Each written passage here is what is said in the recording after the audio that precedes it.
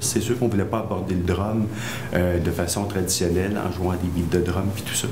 Puis on a comme décidé de travailler le drum, comme de le séparer vraiment dans ces trois éléments bruts, tu sais. Donc la peau, le métal puis le bois. On s'était donné comme une règle d'improviser, parce que l'idée c'était d'improviser. En fin de compte, c'était que à cette époque-là que musical en fait. Donc d'improviser sur les trois éléments bruts, mais avec comme condition de jamais, supposons qu'on travaillait sur le bois, de jamais toucher au métal ni à la peau. On avait le droit d'apporter aussi d'autres éléments extérieurs, mais si on travaillait avec le bois, il fallait que l'élément extérieur soit aussi donc des instruments de bois, donc bois avec bois, peau avec peau ou avec papier. Là, on avait le droit de transposer un peu. Donc on s'est enregistré toutes les sessions d'enregistrement. On a fait ça, je pense, pendant deux fois, là, 2 jours. Puis sincèrement, quand on a écouté ça, on a super aimé, pas juste ce que ça donnait, mais beaucoup l'écoute qu'on avait les deux ensemble.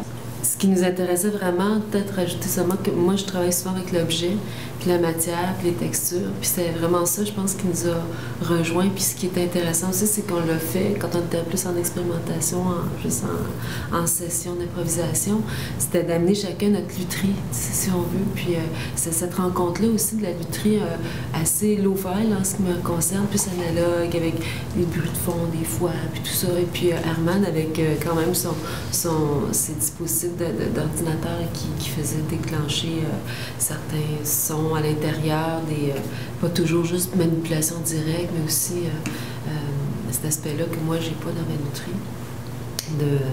Mais dans le fond, on joue chacun avec nos effets. C'est vraiment deux mondes. Moi, je trouve dans le projet, ce qui est intéressant aussi au niveau du son, des sonorités, puis de la démarche, c'est cette rencontre-là un peu aussi. C'est le côté un peu, le son plus travaillé, plus numérique, finalement, le son numérique, le son analogique. Je trouve que c'est quelque chose qu'on parle peut-être pas assez dans notre rencontre sur ce projet-là. Puis d'en faire vraiment une œuvre à part entière qui est complètement... qui est au-delà, je pense, aussi de ce qui est numérique, de ce qui est analogique, qui garde l'aspect sonore important, puisque pour nous, la performance, quand on joue avec ces trois dispositifs-là, on a vraiment l'impression d'avoir inventé 3 instruments, ou en tout cas de jouer des instruments inventés, puis de se les approprier vraiment.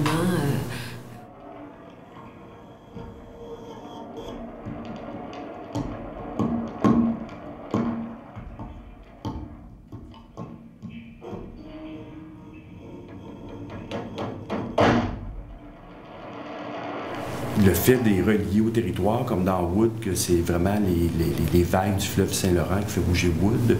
Métal, donc c'est la topographie de la ville de Québec qui décide un peu de toute la dynamique du bois. Et Flèche, qu'on appelle un peu le tympan, c'est un peu le tympan de la ville, donc c'est des enregistrements sonores dans la ville qui sont diffusés à travers cette membrane-là. Puis ça nous donnait un peu tout l'aspect je dirais, de la communication aussi, là, entre les 3 dispositifs. Puis en même temps, nous autres, c'était de créer aussi ce qu'on appelle le trialogue, c'est-à-dire pas juste un dialogue, mais que ces trois matières brutes-là, ces 3 nouveaux instruments-là, parlent entre eux autres. Puis il y a un autre dispositif juste un petit peu au-dessus de ça qui, lui, gère un peu la communication. C'est-à-dire qu'eux autres pourraient toujours parler en même temps sans trop s'écouter. Mais on a placé un autre dispositif qui fait un peu de façon aléatoire qui va se parler. Donc, des fois, Wood part pendant que lui commence à émettre des sons, Flèche va embarquer un peu par-dessus, il va avoir un moment de silence. Tout ça, là, il y a comme une temporalité un peu dans l'espace puis dans le temps qui devient super intéressant au niveau de je dirais, pas de la partition graphique d'un certain côté. C'est une partition graphique qui est déterminée par le territoire.